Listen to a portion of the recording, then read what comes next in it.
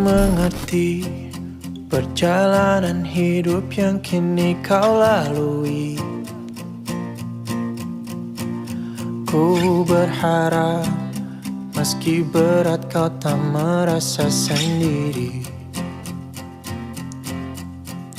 Kau telah berjuang menaklukkan hari-harimu yang tak mudah. Biar ku menemanimu, membasuh lelahmu. Izinkan ku lukis senja, mengukir namamu di sana. Dan saya di sini akan menjelaskan tentang total quality control atau yang disebut pengendalian mutu terpadu. Di sini pengendalian mutu terpadu adalah suatu sistem yang efektif untuk mengintegrasikan usaha-usaha pengembangan kualitas, pemeliharaan kualitas, dan perbaikan kualitas atau mutu dari berbagai kelompok dalam organisasi sehingga meningkatkan produktivitas dan pelayanan ke tingkat yang paling ekonomis yang menimbulkan kepuasan semua kalangan. Kepuasan semua kalangan itu yang paling utama gitu dalam produktivitas, karena barangnya akan laku atau tidak itu dari kepuasan pelanggan. Lalu ada penjelasan tentang pengendalian mutu terpadu oleh Shigeru Mizuno, yaitu merencanakan dan melaksanakan cara yang paling ekonomis untuk membuat suatu barang yang bermanfaat dan memuaskan konsumen secara maksimal. Itu menurut Shigeru Mizuno. Lalu dengan pengendalian mutu terpadu ini, orang-orang akan bisa seperti menjadi kreatif, bisa memecahkan masalah bersama-sama dan membentuk tim yang baik. Lalu di slide selanjutnya ada tujuan dari TQM, Total Quality Control, yaitu yang pertama pencapaian kebijaksanaan dan target perusahaan secara efisien, yang kedua perbaikan hubungan manusia serta mutu barang dan jasa, yang ketiga ada peningkatan moral, prakarsa, dan kerjasama karyawan, yang keempat ada peningkatan produktivitas dan profitabilitas. Di slide selanjutnya ada perkembangan TQC dari zaman ke zaman. Yang pertama itu tahun 1920 sampai 1940, pengendalian mutu quality control mulai diadakan di Amerika Serikat, terbatas pada produksi pabrik. Kemudian mulai 1940 dilakukan dengan metode statistik. 1940 sampai 1950 penerapan pengendalian mutu dengan statistik dan diadakan penelitian secara kelompok untuk mengendalikan mutu tersebut. 1950 sampai 1955 ada pengembangan pengendalian mutu dengan yang menekankan sebagai bagian integral dari pengendalian manajemen. Dari 1955 sampai 1960 ada manajemen yang menekankan pada hasil MBO, yaitu manajemen by objective. Lalu dikembangkan untuk menggarisbawahi perencanaan strategis, strategic planning, dan pengembangan manajemen. Lalu 1960 sampai 1965 mulai diperkenalkan quality control, Cisco, OCC, GKM, Gupus Kendali Mutu sebagai penggalakan pemeriksaan dengan pengendalian mutu agar seluruh karyawan tertinggi sampai dengan terbawah mempelajari metode statistik, berpartisipasi aktif dalam pengendalian mutu. Lalu di slide selanjutnya ada manfaat. Manfaat itu terdiri dari tiga, yaitu bagi karyawan, bagi perusahaan, dan bagi konsumen. Bagi karyawan itu untuk meningkatkan kemampuan karyawan dalam melihat, mengambil permasalahan, dan mencari alternatif pemecahan masalah.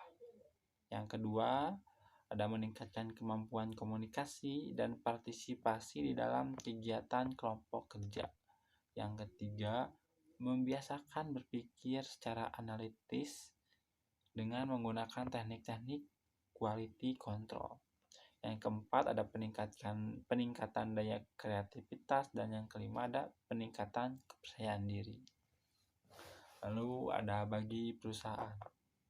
Manfaatnya yaitu mengembangkan perusahaan melalui akumulasi gagasan-gagasan perbaikan, meningkatkan daya saing barang atau jasa yang dihasilkan, memperbaiki hubungan perusahaan, dan kepuasan dari barang atau jasa tersebut. Yang keempat, partisipasi semua karyawan di dalam membantu terwujudnya tujuan perusahaan. Dan yang terakhir, manfaat bagi konsumen, itu yang pertama, konsumen akan memperoleh barang dan jasa yang memenuhi keselamatan dan kesehatan. Yang kedua, konsumen akan menerima barang sesuai dengan pesanannya. Yang ketiga, ada pemerintah akan mendapatkan pajak-pajak dari produk yang dibeli konsumen. Yang keempat, ada konsumen akan mendapatkan kepuasan dari barang atau jasa tersebut. Yang kelima, terakhir, akan ada konsumen akan memperoleh barang dan jasa yang bermutu baik. Lalu di slide selanjutnya ada tentang pemecahan masalah. Yaitu yang pertama, pemecahan masalah itu pasti akan muncul walaupun belum selesai dipecahkan persoalan yang pertama, lalu akan ada persoalan-persoalan yang lainnya akan datang. Nah, lalu ada penerapan, dan yang pertama itu ada penerapan dan pemecahan masalah TKC, yaitu menyangkut berbagai hal yang perlu diperhatikan dalam pelaksanaan dan pengembangan TKC bagi kepentingan perusahaan dan karyawan. Nah, lalu lanjut ke tujuan dan pengembangannya. Yang pertama, pengembangan suatu sistem dan praktek manajemen memerlukan suatu proses perubahan mentalitas. Yang kedua, yang B-nya yaitu proses pertumbuhan tersebut lebih banyak ditekankan pada perubahan tingkah laku manusia. Yang ketiga, proses TKC memerlukan waktu dan perhatian manajemen. Yang keempat, ada mengetahui bagaimana cara mendorong dan mengelola proses perubahan. Lalu selanjutnya yang kedua ada penerapan sistem. Penerapan sistem ini yaitu sistem yang selalu mengakibatkan tentang keseimbangan, timbulnya dua pihak yang pro dan kontra menerima TKC dan menolak. Karena yang menolak itu karena ada menyangkut nilai-nilai yang sudah mapan.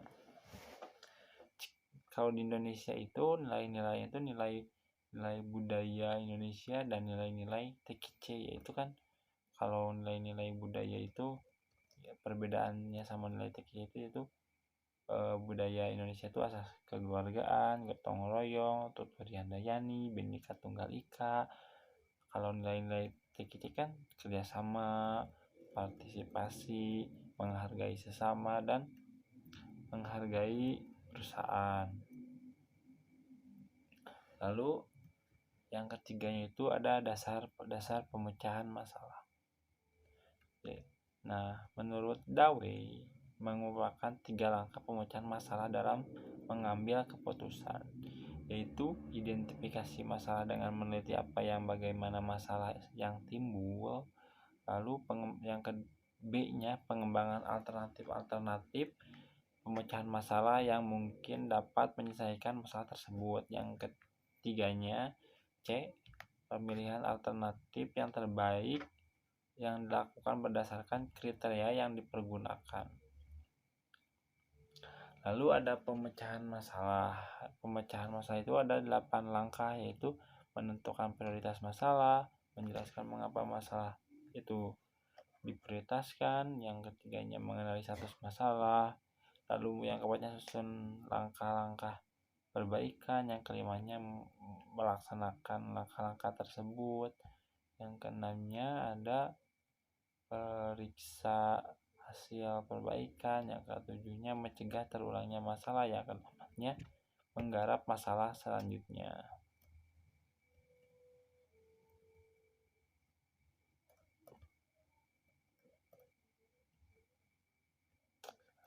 Terima kasih.